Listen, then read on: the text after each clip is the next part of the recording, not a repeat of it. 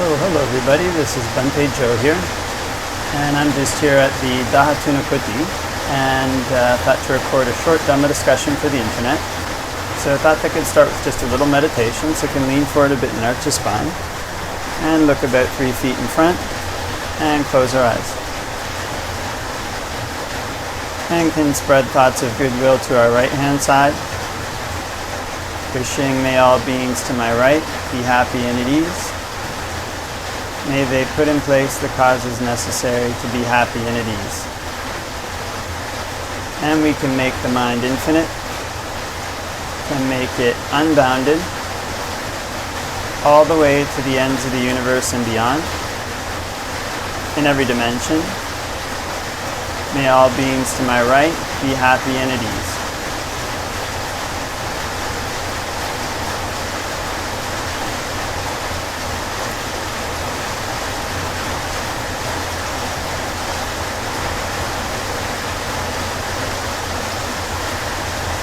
And we can spread thoughts of goodwill to our right hand side and our left hand side, wishing may all beings to my right and my left be happy and at ease.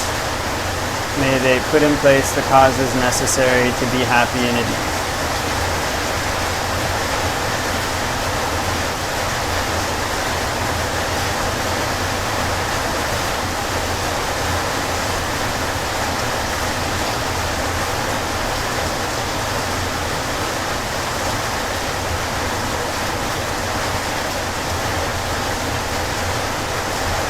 And we can spread thoughts of goodwill to our right hand side, to our left hand side, and in front.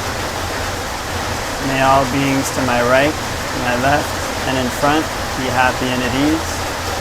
May they put in place the causes necessary to be happy and at ease.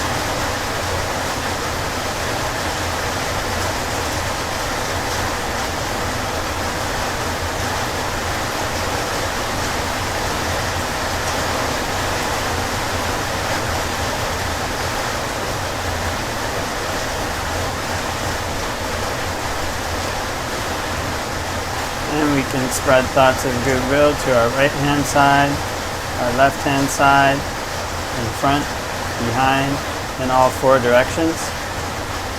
May all beings in all 4 directions be happy and at ease. May they put in place the causes necessary to be happy and at ease.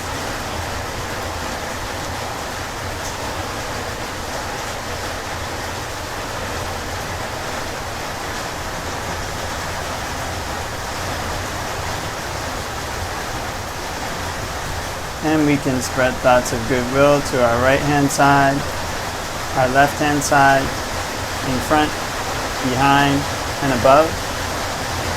May all beings in all 4 directions and above be happy and at ease. May they put in place the causes necessary to be happy and at ease.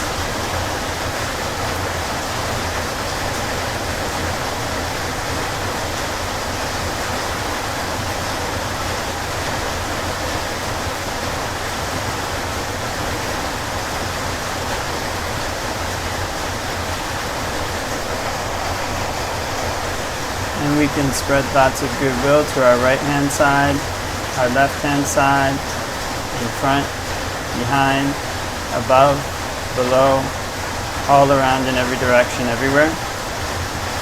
May all beings all around in every direction, everywhere be happy and at ease.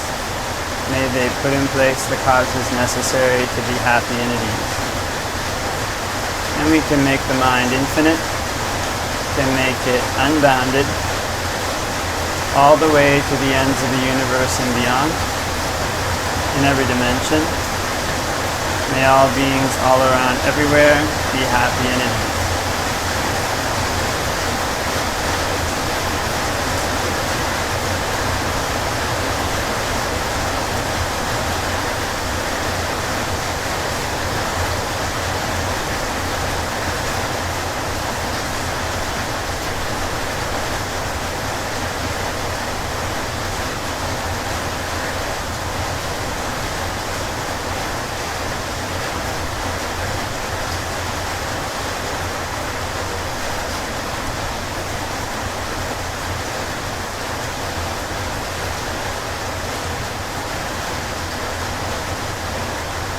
we can open our eyes and do a short Dhamma discussion for the internet.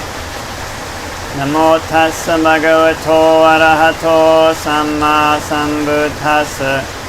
Namo tassa bhagavato arahato samma sambuddhassa. Namo tassa bhagavato arahato samma sambuddhassa. Buddhaṃ saranang gacchāmi, Dhammāṃ saranang gacchāmi, Sanghaṃ saranang gacchāmi. Tatiyampi Buddhaṃ saranang gacchāmi, Tatiyampi Dhammāṃ saranang gacchāmi, Tatiyampi Sanghaṃ saranang gacchāmi. Tatiyampi Buddhaṃ saranang gacchāmi, Tatiyampi Dhammāṃ saranang gacchāmi, Tatiyampi Sanghaṃ saranang gacchāmi. So I hope that everybody's having a great day wherever it might be. And we've actually got some rain here at the kuti. So I wasn't able to, thought to record this video inside and hope that the sound comes out okay. And so was asked a fellow monk of mine what if he might have any ideas for good questions for Dhamma discussion, and he had a good one. He said, what's the way to make the mind uplifted or kind of energized when it's feeling low energy? And so when one goes to practice meditation, there's sometimes a number of obstacles that come in the way. One is just the normal motivation to put forth effort to practice meditation. Another is sometimes like a physical tiredness that one encounters when one meditates. And so these different problems have different approaches to them. So oftentimes in the modern world, actually, a person's mind is moving very fast. Kind of if one is living a kind of normal life in a Western country, or living a kind of industrialized life, I guess you say, then usually one is doing quite a lot of work and thinking quite a lot and talking quite a lot. And kind of the pace is not slow. It's not regulated by something like daylight hours or sunlight. It's kind of very clock-based, and have to get things done by this time, this time, this time. For this reason, when one is living that way, the mind is in overdrive. It's hard when the mind wants to rest or sleep.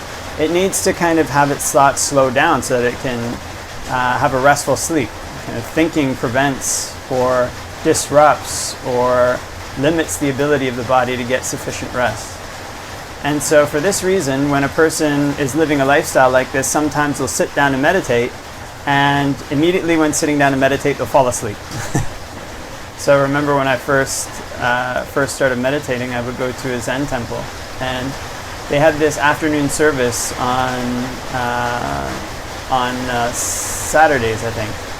And being a young man at that time, I would usually have been out late the previous night, and I would have gotten enough sleep, but I would come to that service and we would be chanting, I'd start to fall asleep. And meditating, I'd start to fall asleep and nod during meditation. So one of the ways to help with this problem, at least, is to try to, right before one sleeps, is to try to practice meditation right before sleeping. Kind of right, if one is about to go to sleep, then 15 minutes, 20 minutes of meditation, right, even in the place where one's going to sleep. And then right when one finishes meditation, one just lies down and sleeps.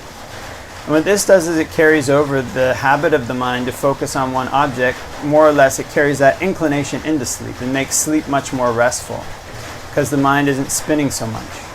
And then immediately when one wakes up, it's good as well to do meditation then, kind of a half-hour meditation. So even if one has a busy life, one is able to do 45 minutes of meditation.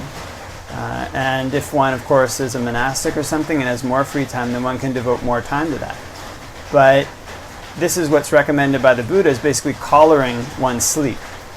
And in getting this restful sleep, and then immediately when one wakes up, inclining the mind towards a meditation object, what this tends to do is to carry the momentum of this help to set a good tone for that practice, rather, throughout the day. And then this helps to reduce this kind of tendency for the mind to be spinning out Maybe sometimes even frenetically, even little kind of almost like stressed or panicked from overthinking, from over trying to achieve things based on this next time, this next time, this next time, this next time. And with getting this proper rest and having the mind inclined in the right direction throughout the day, then when one sits down to meditate, one's body won't necessarily be so physically tired. So in other words, this is a lifestyle change. Probably one of the most helpful things is this lifestyle change, kind of to change one's lifestyle so that one's body can get sufficient rest and not just sufficient, but quality rest, good quality rest, time when one is actually sleeping and lying down.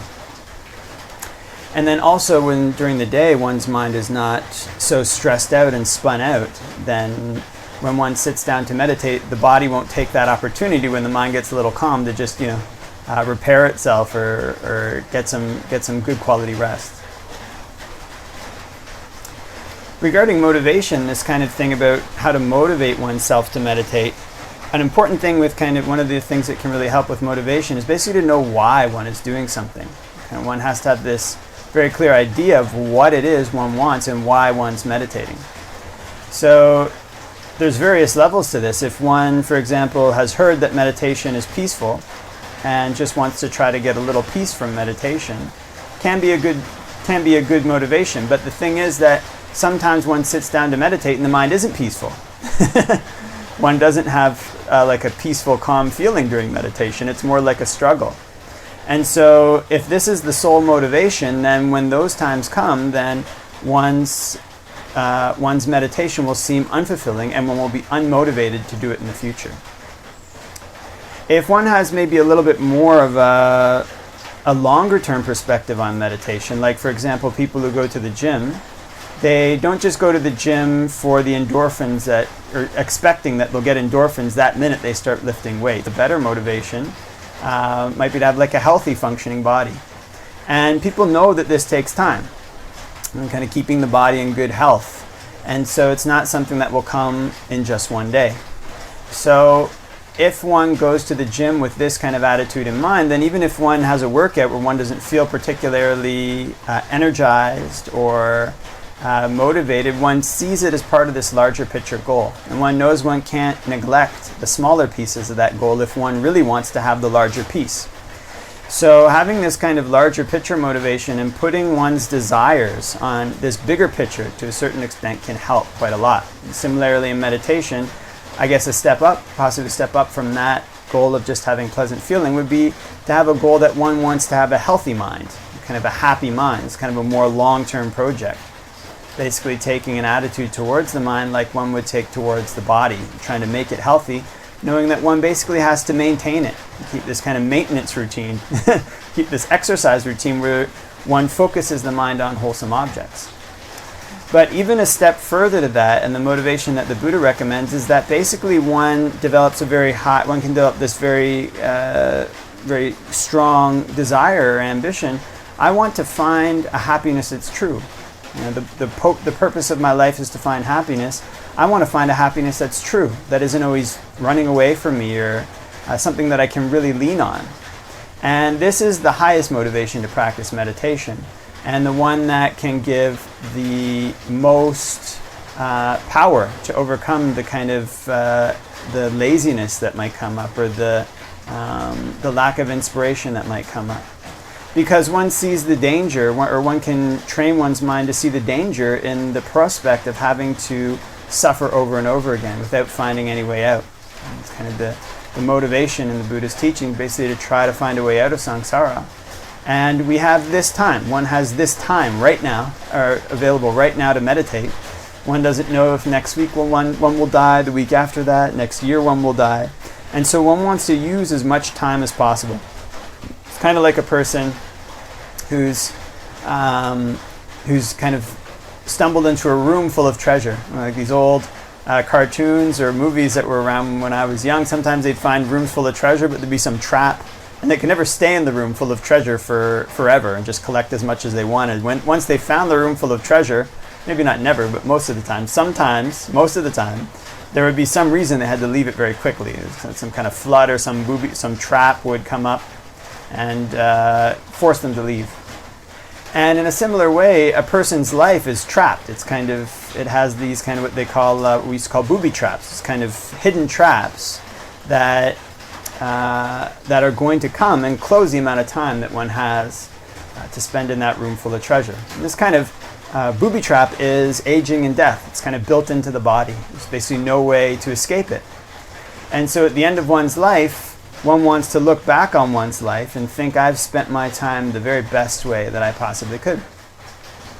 And this kind of motivation to try to get as much of this treasure as one can while one still has time is probably the best motivation. It's the motivation the Buddha recommends. So one can say it's the best. It's the best motivation. The highest motivation. And so in training one's mind this way, then one can overcome some of the lack of motivation that one has when one sits down to meditate. So, I could die tomorrow, I could die the day after. I want to try to find this happiness that's true. I want to try to find what they talk about in the suttas. So having these two things combined can help to overcome some of the difficulties that one faces when one sits down to meditate and has a lack of energy, this kind of physical problems with the body, and kind of mental lack of motivation. That is kind of trying to make sure that one develops a healthy routine of meditation, obviously keeping sila, also giving gifts, practicing generosity is important, so that basically one's lifestyle is one that allows the body and mind to be calm and get sufficient rest, so that when one sits down to meditate, the mind doesn't try to grab that opportunity to fall asleep. And then as far as mental motivation goes, one of the most helpful things, or perhaps one of the things that can be a great help, is to have this longer term vision. Kind of this, not just I want to sit down to meditate and get peace right now. It's more of a longer term vision, like this is something that will require me to put forth consistent effort to get the results. It's kind of like training the body. If I really want that, I've got to train my mind. And the highest motivation for that being, I want to train my mind to try to find a happiness that doesn't change. I want to train my mind so that it can go beyond birth and death, find the goal that the Buddha talked about. So with these motivations in mind, one can spend one's time wisely, so long as one is in the room full of treasure, which basically means being alive, having a functioning mind, and being able to practice the Buddha's teachings. One can motivate oneself to get as much of that treasure as one can. Because like in these cartoons or so, or maybe these old movies, if one goes into a room full of this, ancient gold or ancient treasure and collects it all, then one can be set for life. One doesn't have to worry anymore about financial matters, possibly, having collected so much treasure. But as far as the treasures in the Buddhist teachings go, if one collects that treasure, if one becomes set in that treasure, then one doesn't have to worry about anything at all, because it's the complete ending of suffering. And so if one trains one's motivation in this way, then the Buddha teaches us this is the benefit that we can have, a complete end to suffering. Okay, so I think leave that for reflection, and hope that everybody has a great day wherever it might be, and wishing all the blessings of Dhamma practice.